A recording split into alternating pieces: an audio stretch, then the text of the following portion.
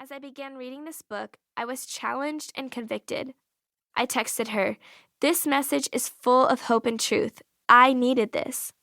Not only is this a message I need to be reminded of constantly, but also it is a message for you and for everyone.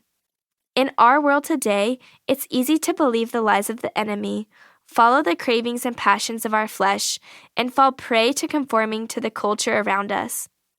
In following the lies, ourselves, or even culture, we are left hopeless and confused. This book will point you back to the light, the truth, and the only one who can overcome and defeat the lies and darkness we all feel and face. In this book, Allyson shares her experiences and story with humility, vulnerability, and authenticity. You will feel as if you are sitting across from her having coffee, realizing, oh, she has had bad days too. If you desire to break free from hopelessness and confusion and sin, grow in your faith, and walk out your purpose, this book is for you.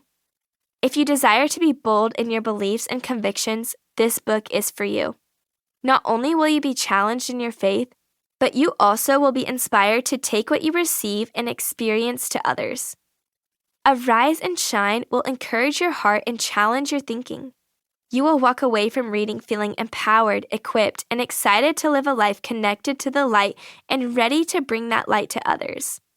You, yes, you, now have a purpose and a calling to rise up, know the truth, and share that truth. This book, filled with God's Word, will remind you that it is the Lord alone that causes your light to shine. For you cause my lamp to be lightened and to shine. The Lord my God illumines my darkness. Psalm 18, verse 28. Madison Pruitt Trout, bestselling author of Made for This Moment and The Love Everybody Wants. Part 1. Dimmed Light. At one time you lived in darkness. Now you are living in the light that comes from the Lord.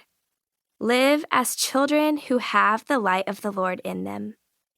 Ephesians 5, verse 8. Chapter 1. Where is the light? An introduction. I will never forget that night. Even though I was a trained pediatric nurse, no class or person could have prepared me for what happened. During my drive to the hospital that evening, I prayed that God would guide me as I worked. I had just hit my 1.5 year mark, so I was still a relatively new nurse. I prayed for a good patient assignment because, let's be real, no nurse ever wants to have a hard shift. As I took the elevator to my unit, I continued to ask God to equip me for the night. The first thing I typically do is head to the nurse's station, sit down at a computer, and look at the whiteboard that has the nurses' names next to our assigned patients. When I wrote down the room numbers of my patients, I noticed my name next to a patient who had been on the unit for many months. In most hospitals, nurses can request to be assigned to long-term patients since continuity of care is nice for the nurse and the patient. However, I had never requested this patient and had taken care of him only once before. I looked around the station and noticed there were other nurses on duty who had requested this patient but had not been assigned to him. But I didn't say anything. I jotted down pertinent information from the computer about all my patients onto the piece of paper nurses call our brain, which I would carry around during my 12-hour shift. I went into each of my patients' rooms, took their vitals, gave them their meds, reviewed the plan of care with them, and then began to do my charting. The last one on my rounds was the long-term patient. I knew he had gone through some really hard things. He was getting better physically, but unbeknownst to me, was still struggling emotionally.